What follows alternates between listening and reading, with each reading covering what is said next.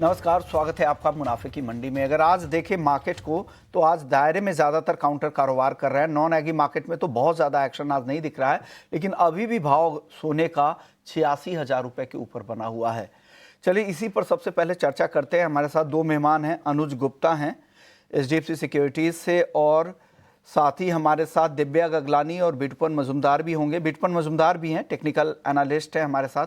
शुक्रिया विटुपन। आप बताइए सर, गोल्ड 86,000 रुपए के ऊपर कैसा दिख रहा है आपको? लगता है आपको कि यहाँ पर खरीदना चाहिए या जिनके पास है उनको रुकना चाहिए? क्या सलाह देंगे इन लेवल्स पर? देखिए सर जी, एक्चुअली फिलहाल जिस तरह से गोल्ड का ट्रेड हो रहा है लास्ट 3-4 दिन से मोस्टली रेंज बाउंड जैसा है। और जिस तरह से डॉलर का डिक्लाइन भी है, उसके बाद भी एक मोमेंटम बिल्डअप नहीं हो पा रहा है। अगर हम लोग स्पॉट गोल्ड देखते हैं और यहाँ पे हम लोग का जो भाव दिख रहा है, हम लोग का 86,000 के आसपास है। अगर जिनका भी होल्डिंग है तो यहाँ पे अगर थोड़ा सा पार्शियल बुक करना चाहिए। और यहाँ पे थोड़ा बाजार रुक रहा है, लेकिन ओवरऑल ट्रेंड पॉजिटिव में ही है। और अगर इंट्राडे में करना है तो थोड़ा डीप में बाय कर सकते हो, स्टॉप लॉस 85,500 का एक सपोर्ट है। और उसके नीचे स्टॉप लॉस लाके थोड़ा 85,800 या 900 के आसपास आने से थोड़ा इंट्राडे बाइंग हो सकता है 86,500 के लिए। फिलहाल के लिए गोल्ड में थोड़ा सा ट्रेंड थोड़ा सा अभी साइडवेज रहेगा। और ऑलरेडी काफी रैली आया हुआ है। ट्रेंड भी बुलिश है, लेकिन यहाँ पे जरा एग्रेसिव नहीं होना is more of a better idea. तो आपकी राय ये है। अनुज जी, आप बताइए, आप क्या सलाह दे रहे हैं ट्रेडर्स को इस भाव पर? Vishnu ji, good morning. देखिए, जब तक ये $29 के ऊपर सस्टेन है, तब तक हमें लगता है कि पॉजिटिव टेरिटरी में रहेगा। तो अगर थोड़ी बहुत गिरावट आती है $5 से $10 की, $2930 के आसपास, या करीबन 85,850 के आसपास तक, तो खरीदारी का ट्रेड लेना चाहिए। स्टॉप लॉस लगाएं करीबन 85-100 पे, टारगेट करीबन 86 या 900 तक आ सकता है। तो अगर आप देखेंगे तो सेंटीमेंट थोड़े साइडवेज है, बट हाँ, बाय ऑन डिप्स की स्ट्रेटेजी यूज की जा सकती है। क्योंकि अगर आप देखेंगे तो कहीं ना कहीं डॉलर इंडेक्स, जो अभी 15-20 दिन पहले 110 के आसपास चल रहा था, अब करीबन 106 के आसपास आ गए, जो कि 2 महीने का लोअर लेवल है। तो डॉलर इंडेक्स में गिरावट एक सबसे बड़ा पॉजिटिव पॉइंट है गोल्ड के लिए, जहां पर हमें एक बाउंस बैक देखने को मिल सकता है। दूसरी तरफ अगर आप देखेंगे तो कहीं ना कहीं बैंक ऑफ इंग्लैंड के लेवल पर, यूएस के लेवल पर गोल्ड में कुछ डिसरप्शंस देखने को मिल रहे हैं। जो सप्लाईज है वो थोड़ी शॉर्ट होती हुई दिख रही है, जिसकी वजह से कहीं ना कहीं एक डिमांड जो है, सेवेबल डिमांड, वो आती हुई दिख रही है। तो हमें लगता है कि जो एक अनसर्टेनिटी सेंट्रल बैंक्स में आती हुई दिख रही है गोल्ड को लेके, पर्टिकुलर बैंक ऑफ इंग्लैंड में, तो मुझे लगता है कि उससे काफी हद तक गोल्ड को सपोर्ट मिल सकता है। तो बाय ऑन डिप्स की स्ट्रेटेजी रहेगी। डॉलर में गिरावट है, उसका भी इम्पैक्ट गोल्ड पे आता हुआ दिखाई देगा। तो मुझे लगता है कि थोड़ा डिप आता है तो खरीदारी का ट्रेंड बना के चल सकते हैं। वीकली परस्पेक्टिव से हमें लगता है कि गोल्ड का ट्रेंड पॉजिटिव ही देखा जा सकता है। ओके, और चांदी में, चांदी क्या करना चाहिए चांदी में अनुज जी? देखिए, चांदी अगर आप देखेंगे तो $33 के ऊपर सस्टेन करती हुई दिखी है, और कहीं ना कहीं हमने देखा है कि एक अच्छा ब्रेकआउट चांदी में रहा है। इनफैक्ट अगर आप इसको इंडस्ट्रियल मेटल से कंपेयर करते हैं तो वहां भी हमने एक अच्छी बढ़त बनती हुई देखी है, चाहे वो एल्युमिनियम हो, चाहे कॉपर हो, चाहे जिंक हो। तो इंडस्ट्रियल साइड में भी हमने अच्छी बढ़त बनती हुई देखी है। और इनफैक्ट अगर आप देखेंगे तो चाइना कहीं ना कहीं लोअर लेवल से रिकवर होता हुआ दिख रहा है, और उनका क्लियर प्रिडिक्शन है कि वो अब जो इंडस्ट्रियल ग्रोथ है उस पर काम करते हुए नजर आएंगे, इंडस्ट्रियल एक्टिविटी पे। तो उसकी वजह से जो डिमांड है वो यहाँ पर बढ़ सकती है। तो उसका इम्पैक्ट डायरेक्टली हमें लगता है सिल्वर पे आता हुआ दिखाई देगा। और अगर आप गोल्ड सिल्वर की रेशो की बात करेंगे तो वो भी यहाँ पे काफी सपोर्टिव है। तो चांदी हमें लगता है कि खरीदारी के साथ ही जाना चाहिए। चांदी में अगर डिप मिलता है करीबन 96,000 के आसपास तक, 96,050 के आसपास तक, तो खरीदारी का ट्रेड बना सकते हैं। 95,020 का स्टॉप लॉस लगाएं। टारगेट 98,100 तक देखा जा सकता है। ये भी थोड़ा सा एक वीकली परस्पेक्टिव से रहेगा। तो बाय एंड डिप्स की स्ट्रेटेजी यूज कर सकते हैं। देखिए, इंट्राडे में अगर आप देखेंगे तो मार्केट थोड़ा सा अनस्टेबल है, वॉलिटिलिटी आपको देखने को मिल सकती है। बट हाँ, जिस तरीके से मार्केट ने मोमेंटम दिया है, हमें लगता है कि थोड़ा सा मिड टर्म का व्यू बना के चल सकते हैं वीकली परस्पेक्टिव से। चलिए, तो चांदी की बात हो गई, गोल्ड की बात हो गई, क्रूड की बात करते हैं। क्रूड में जैसे जैसे रिस्क प्रीमियम कम हो रहा है, क्रूड के दाम गिर रहे हैं। अब यूक्रेन और रूस के बीच सीज फायर को लेकर बातचीत जारी है। यूएस लगातार कोशिश कर रहा है। ये अगर होता है तो एक तो सप्लाई भी बढ़ेगी और साथ ही रूस पर जो पाबंदियां हैं उसमें ढील दी जाएगी, उसका फायदा भी यहाँ पर मिलेगा। अनुज जी बताइए, क्रूड में क्या लग रहा है? देखिए, क्रूड में ईरान की तरफ से जो सप्लाईज हैं कुर्गिस्तान में, वो यहाँ बढ़ती हुई दिखी हैं। 2 साल के बाद जो उनकी पाइपलाइन है वो ओपन हुई है, तो वो एक पॉजिटिव पॉइंट है। सप्लाई यहाँ बढ़ती हुई दिख रही है। दूसरी तरफ अगर आप देखेंगे तो जो वार सिचुएशन है उसका प्रीमियम डाइल्यूट होता हुआ दिख रहा है। जिसका इम्पैक्ट प्राइसेस में, और हम देख रहे हैं कि अब एमसीएक्स में प्राइस ऑलमोस्ट 2 महीने के बाद करीबन 6200 के नीचे आते हुए दिखाई दिए। काफी जो प्राइस है वो सपोर्ट जोन को ब्रेक करते हुए दिखे हैं। तो मुझे लगता है कि यहाँ पर अभी बिकवाली देखी जा सकती है और कुछ मिड टर्म तक हमें लगता है कि भावों में नरमी रह सकती है। तो क्रूड में भी बिकवाली की ही सलाह रहेगी। क्रूड में करीबन 6175 के आसपास बिकवाली करें। स्टॉप लॉस 6280 का लगाए। टारगेट इनिशियली 6050 रहेगा और उसके नीचे अगर प्राइस जाते हैं तो 5980 तक के लेवल देखे जा सकते हैं। तो वीकली और शॉर्ट टर्म दोनों ही पर्सपेक्टिव से भावों में हमें लगता है कि नरमी देखने को मिल सकती है। यूएस की इन्वेंट्री भी बढ़ती हुई नजर आई है, जिसका इम्पैक्ट भावों पे पड़ सकता है। ओके, आप बताइए क्रूड पर आपकी राय क्या है ट्रेडर्स के लिए, बिठुवन? देखिए फिलहाल जिस तरह से क्रूड ऑयल का ट्रेंड है, बीच में तो चला गया था ऊपर ऑन वेदर फैक्टर, और जिस तरह से अभी वार प्रीमियम मतलब कोई है नहीं फिलहाल के लिए, कोई रिस्क प्रीमियम है नहीं, और साथों साथ अभी यूएस का जो जीडीपी भी डेटा आने वाला है वो भी कोई बड़ा बढ़ के नहीं आने वाला है, 2.2 सब न्यू डेटा आने वाला है। तो सेंटिमेंट भी वीकर है और इतना कोई स्ट्रॉन्ग डिमांड सीन नहीं है नाइडर ग्लोबली कहीं से भी, और सप्लाई में भी कोई प्रॉब्लम नहीं है फिलहाल के लिए। और क्रूड ऑयल अभी जो WTI है वो $73 के ऊपर जाना बड़ा मुश्किल है, और ये शायद 67, 40, 68 तक आने के लिए कोशिश करेगा। तो फ्राइडे में एक सेलिंग था, और मैं मान के चल रहा हूँ थोड़ा पुल बैक में सेल करना बेटर रहेगा। 6150 से 6180 वाला जो रेंज है, that is a selling zone बना हुआ है फिलहाल के लिए चार्ट में, और ये शायद बाजार फिर एक बार इंट्राडे या एक दो दिन में 6000 के बिलो नीचे आने के लिए कोशिश करेगा। तो कोई पुल बैक आने से मेरे हिसाब से crude oil is a short, और टारगेट आपका बीच में काफी नीचे आने के लिए कोशिश करेगा, तो पुल बैक में सेल करना is a better idea in crude. जोर है, 5% टूटा हुआ है। अनुज जी क्या करना चाहिए? 345 पे आ चुका है। देखिए सिमिलर काइंड ऑफ थिंग जो हमने क्रूड में गिरावट देखी है उसकी वजह से थोड़ा सेंटीमेंट नेगेटिव होता हुआ दिखाई दिया है। इसकी वजह से हमने देखा है कि नेचुरल गैस के भाव नीचे आते हुए दिखाई दिए हैं। हमें लगता है कि नेचुरल गैस में वेरी शॉर्ट टर्म के लिए बिकवाली का ट्रेड बना सकते हैं। करीबन 329 329 के आसपास में स्टॉप लॉस जो रहेगा वो करीबन 367 का रहेगा।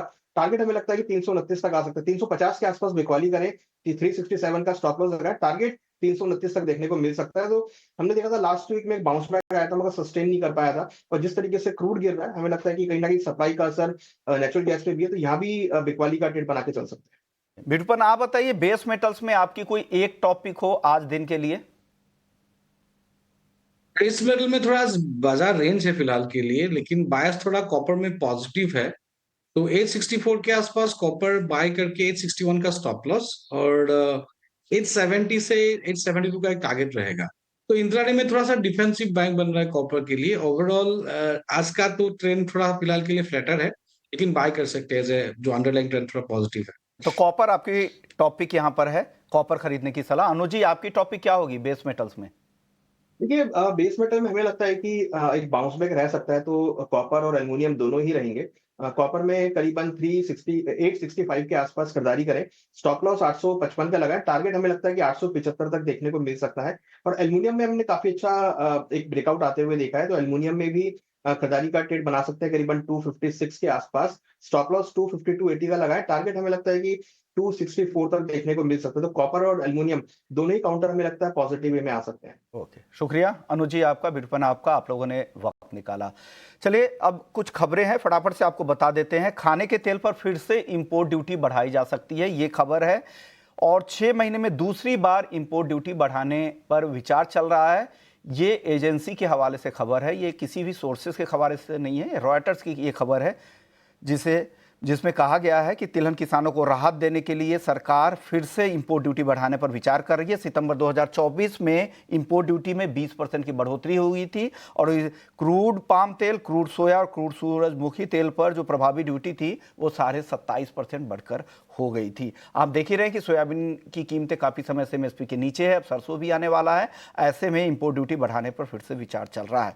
हल्दी में आज काफ़ी बिकवाली है, 4% की गिरावट यहाँ दिख रही है, क्योंकि घरेलू बाजार में आवक काफ़ी ज़्यादा है और घरेलू डिमांड भी कमज़ोर है। लेकिन एक्सपोर्ट फ्रंट पे अच्छी खबर ये आ रही है कि गल्फ कंट्रीज से वहाँ पर अच्छी डिमांड निकल सकती है। एक खबर है मक्के को लेकर, मक्के की खेती बढ़ी है। रबी सीजन 2024-25 में मक्के की बुआई करीब 9% बढ़कर करीब 24 लाख हेक्टेयर हो गई है। हालांकि यहाँ पर डिमांड को लेकर चिंता है, जिससे दबाव कीमतों पर दिख रहा है। एथनॉल और पोल्ट्री सेक्टर की जो डिमांड है वो थोड़ी यहाँ पर वहाँ पर नरमी दिख रही है। साथ ही बर्ड फ्लू से कई राज्यों में पोल्ट्री डिमांड पर भी असर हुआ है। तो ये कुछ अहम खबर है मक्के को लेकर ग्वार की, और उस पर बातचीत करने के लिए हमारे साथ हैं Arun Yadav, senior vice president है एनसीडीएक्स के। यहाँ पर ग्वार ऑप्शंस की क्या अहमियत है और किस तरह से आप अपने कारोबार को ऑप्शंस के जरिए बेहतर बना सकते हैं, इस पर खास तौर से चर्चा करेंगे। उसकी शुरुआत करें सबसे पहले ग्वार के फंडामेंटल्स क्या क्या होते हैं, किन किन खबरों पर हमें नज़र रखनी चाहिए, ये समझ लेते हैं। सर, ग्वार के कारोबारियों को या कोई भी पूरे वैल्यू चेन से जुड़े हुए जितने भी लोग हैं, जितने पार्टिसिपेंट्स हैं, उनको किन किन खबरों को ध्यान में रखना चाहिए? ओवरऑल फंडामेंटल्स क्या हैं इसके? नमस्कार विष्णु जी। और नमस्कार। जैसा आपने ग्वार के विषय में बात की है, तो ग्वार जो है एक बहुत ही, मैं कहूँगा कि इम्पोर्टेंट कमोडिटी है। अगर मैं केवल कमोडिटी मार्केट की बात करूँ, कमोडिटी डेरिवेटिव्स मार्केट की बात करूँ, तो एग्रीकल्चर साइड में सबसे ज़्यादा जो वॉल्यूम्स होते हैं वो ग्वार के अंदर ही होते हैं, पूरे इंडिया के अंदर अगर देखा जाए। और काफ़ी ज़्यादा वोलेटाइल कमोडिटी है ये, तो इसीलिए इसके अंदर रिस्क मैनेजमेंट भी बहुत आवश्यक हो जाता है। तो खासकर 2-3 स्टेट जो हैं यहाँ पे इसकी पैदावार होती है, जिसमें राजस्थान, वेस्टर्न राजस्थान जो है वो काफ़ी बड़ा उत्पादक है। लगभग 70% जो 70 से 80% जो हिंदुस्तान की क्रॉप है वो इस एरिया से आती है। इसके अलावा आपका गुजरात और हरियाणा, तो ये तीनों राज्य मिला के लगभग 95 से 98% तक की टोटल ग्वार क्रॉप को कैटर करते हैं। और सबसे बड़ी चीज़ ये है कि क्योंकि ये वेस्टर्न राजस्थान में ज़्यादा ग्रो करती है, तो वहाँ पे जो क्योंकि एक तरीके से सूखा एरिया है, तो वहाँ पे बारिश के ऊपर इसकी निर्भरता अति अहम है। तो इसका जो प्रोडक्शन है वो बहुत ज़्यादा वेरी करता है इस बात को लेके कि समय पे बारिश हो रही है या नहीं हो रही है। तो सबसे बड़ा फैक्टर अगर मैं फंडामेंटल की बात करूँ तो क्रॉप के टाइम पे टाइमली रेनफॉल जिसे हम कहते हैं, समय-समय पे सही समय पे बारिश होना जो है सबसे बड़ा फैक्टर है। दूसरा जो महत्वपूर्ण फैक्टर है वो ये है कि बाकी जो चीज़ें या बाकी जो फसल उस समय पे उगाई जाती है, उनके भाव किस प्रकार के हैं। तो किसान ये डिसाइड करता है कि कौन-सी फसल के भाव उसको ज़्यादा बेटर रियलाइज़ हो रहे हैं, और उसके हिसाब से वो ये डिसीज़न लेता है कि उसको ग्वार उगानी है या नहीं उगानी है। तीसरा जो महत्वपूर्ण फैक्टर है जो कंजम्पशन साइड से, वो है इसकी एक्सपोर्ट डिमांड। ग्वार गम का यदि आपको याद हो तो आज से 10-12 साल पहले एक ऐसी सिचुएशन आई थी, जब इसकी डिमांड बहुत तेज़ी से बढ़ी थी, और जो हाइड्रोलिक फ्रैकिंग जो होती है, यानी कि जो जिसे मैं सिंपल भाषा में समझाऊँ तो एक फ्रैकिंग करके आप तेल निकालते हैं या क्रूड ऑयल एक्सट्रैक्ट करते हैं, जो यूएस के अंदर शेल ऑयल जिसे बोलते हैं, उसकी काफ़ी ज़्यादा बहुतायत में उसकी जो है एक्सप्लोरेशन शुरू हुई थी, और उस समय पे एकदम से ग्वार गम उसमें एक यूज़ होने वाला कंपोनेंट है या एक मटेरियल है, और उसकी वजह से उसकी डिमांड काफ़ी एकदम से बढ़ गई थी। तो अभी हालाँकि उसके बाद अभी कुछ समय से हमने देखा है कि दूसरे कुछ ऐसी चीज़ें भी आ गई क्योंकि इसके प्राइस काफ़ी ज़्यादा वोलेटाइल हो गए थे, तो कुछ ऐसी चीज़ें आ गई जो इसका रिप्लेसमेंट है, या ग्वार गम को कहीं न कहीं वो कुछ हद तक रिप्लेस कर देते हैं। तो एक तरीके से उस सेक्टर में डिमांड थोड़ी कर्टेल डाउन हुई है। लेकिन हाँ, वो सबसे बड़ा सेक्टर आज भी बना हुआ है ग्वार गम की डिमांड को लेके। तो एक्सपोर्ट जो है वो एक सेकंड सबसे इम्पोर्टेंट फैक्टर है, जो इसके कंजम्पशन को डिफाइन करते हैं, जिसके बेस पे जो है इसका कंजम्पशन कितना होगा ये डिफाइन होता है, और वो इसकी सप्लाई एंड डिमांड को एक तरीके से जो है प्रभावित करता है, और कुल मिला के भाव को वो प्रभावित करता है। तो ये 2 बड़े फैक्टर है सप्लाई साइड के और डिमांड साइड के, जिनके हिसाब से जो है ग्वार का आपके जो प्राइसेस है वो बिहेव करते हैं। चलिए, आपने अच्छे तरीके से बता दिया है ग्वार के फंडामेंटल्स क्या क्या है, कौन से उत्पादक राज्य या क्षेत्र है और क्यों ये इसकी इतनी अहमियत है। अब बात करते हैं, जब अब इतने सारे फंडामेंटल्स है तो इसके कारोबार से जुड़े हुए काफ़ी लोग हैं, तो उनके लिए रिस्क भी काफ़ी रहते हैं, क्योंकि कीमत इंटरनेशनली लिंक्ड है, वहाँ के डिमांड सप्लाई से भी काफ़ी कुछ, वहाँ के डिमांड से काफ़ी कुछ निर्भर करती है इनके फंडामेंटल्स। तो बताइए, ऑप्शंस कितना बढ़िया टूल्स है और कैसे वो अपने रिस्क को ऑप्शन प्रोडक्ट के जरिए कम कर सकते हैं? जी विष्णु जी। तो देखिए, पहले हमें ये समझना पड़ेगा कि ग्वार के अंदर जो फ्यूचर्स है, यानी कि जो वायदा है, वो पिछले लगभग 20 सालों से चल रहा है, और एक्सचेंज के ऊपर लगभग पिछले 20 सालों में हर साल ग्वार सबसे ज़्यादा वॉल्यूम वाला प्रोडक्ट रहा है। यानी कि इसके अंदर बहुत अच्छा हमने हेजर्स का और सभी मार्केट पार्टिसिपेंट्स का इसमें हमने भागीदारी इसके अंदर देखी है। अब एक चीज़ जो हमने देखी, क्योंकि हमने बात की कि ग्वार के प्राइसेस जो है वो हिस्टोरिकली बहुत वोलेटाइल रहे हैं, और एक ही साल में जो है प्राइस में, मतलब जो जिसे हम तेजी मंदी कहते हैं, वो प्राइस दुगने से लेके आधे तक जो है हम कह सकते हैं कि अगर डबल भी हो जाते हैं और कभी-कभी आधे भी हो जाते हैं। तो इस प्रकार का मूवमेंट कई सालों में इसके अंदर देखा गया है। तो उसमें हालाँकि फ्यूचर्स कॉन्ट्रैक्ट जो है वो एक हद तक आपको बहुत अच्छे से प्रोटेक्शन देते हैं किसी भी तेजी या मंदी या उतार-चढ़ाव के लिए। लेकिन एक चीज़ ये देखी गई है कि बहुत सारे पार्टिसिपेंट्स ऐसे होते हैं जो इससे बेटर इंस्ट्रूमेंट की माँग करते हैं। तो मैं अगर मैं आपको एक आंकड़ा देके बताऊं, तो जैसे अगर आज मैं देखूं तो ऑप्शंस जो है वो सबसे ज्यादा यूज किए जाने वाले डेरिवेटिव्स प्रोडक्ट है इक्विटी मार्केट के अंदर भी, और यहाँ तक कि कमोडिटीज में, नॉन एग्री में जहां जहां ऑप्शंस लॉन्च हुए हैं, ज्यादातर कमोडिटीज में आज ऑप्शंस का वॉल्यूम जो है वो 80 से 90% तक पहुंच गया है उसके वायदे के वॉल्यूम यानी फ्यूचर्स के वॉल्यूम के मुकाबले। तो 70 to 80% जो है वो ऑप्शंस कंट्रीब्यूट कर रहे हैं वॉल्यूम्स में, और लगभग 20 to 30% जो है वो फ्यूचर्स या वायदा कंट्रीब्यूट कर रहा है। अब इनके ग्रो करने का एक जो महत्वपूर्ण कारण है, 2-3 कारण है। पहला कारण तो ये है कि जब ऑप्शंस में कोई पार्टिसिपेट करता है तो उसको हायर लिवरेज मिलता है। तो जैसे लिवरेज का मतलब ये होता है कि मैं कम पैसे देके ज्यादा बड़ा अपना रिस्क को मैनेज कर पा रहा हूँ, या कम इन्वेस्टमेंट से मैं ज्यादा बड़े रिस्क को मैनेज कर पा रहा हूँ। तो ये एक कारण है जिसकी वजह से हमने देखा है कि ऑप्शंस के अंदर वॉल्यूम जो है वो फ्यूचर्स के मुकाबले अधिक होते हैं। दूसरा जो कारण है कि बहुत सारे पार्टिसिपेंट्स में इस तरीके का मन रहता है कि भाई ठीक है, मुझे अपना डाउन साइड रिस्क प्रोटेक्ट करना है, यानी कि मुझे जो है अगर बाजार मंदा हो जाए तो मेरा वो रिस्क प्रोटेक्ट करना है, लेकिन अगर बाजार तेज हो जाए या ऊपर चला जाए तो मुझे वो तेजी भी चाहिए।